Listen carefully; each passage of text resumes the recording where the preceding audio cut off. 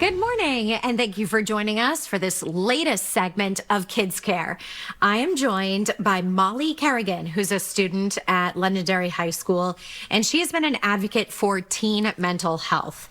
Why is teen mental health so important to you? It's so important to me because I realize that there's so many different stereotypes and stigmas around children that struggle with their mental health, that it's also something I'm very passionate for, and I realize that there's a big impact on teenagers that aren't being cared for when they're struggling, and it's something that I will continue to raise awareness for as the years come. So why did you choose to focus on this as your community service initiative? I get so many opportunities to speak with different young individuals and make important connections, and that ties well with my community service initiative because I think that taking care of different teens' mental health, it's important that I'm connecting with others, that can really help individuals' self-esteem when they're having that one-on-one conversations like I can when I'm out in public. And you're doing something specific in Londonderry to help with this. So can you tell me a little bit about that? Yeah, so I'm doing a few things. Recently, I've made a mental health section for teens in the library. It's a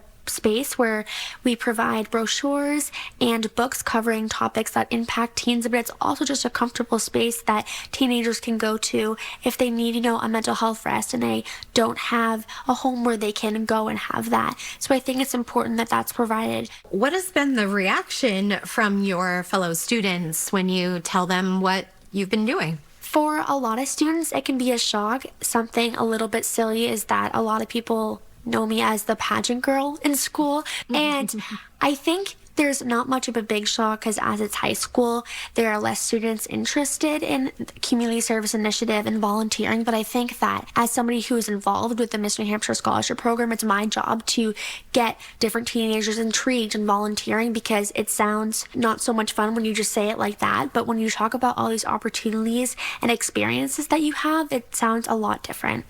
And probably a lot of students might be having some mental health issues. They just may not want to talk about it. But they see that you are giving them a space, maybe at the library, and doing something about it, right?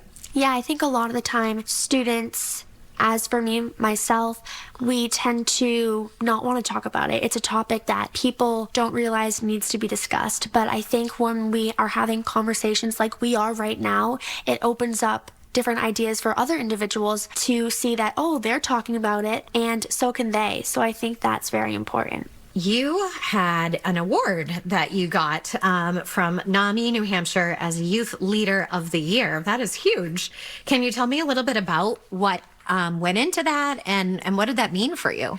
So I got nominated a few weeks before, and it was quite a shocker because I had no clue. I didn't know who nominated me, and after the nomination, I then found out that I had won Youth Leader of the Year because there were a bunch of individuals that were nominated, and I was shocked, but I was also very happy because I get a moment to recognize that maybe I have made a small impact for some individuals, and I think that's what's so important to me in this organization with my community service initiative is that it's not only something that is very special to me, but I realized in that moment that I did make an impact. Thank you so much, Molly. We appreciate your time.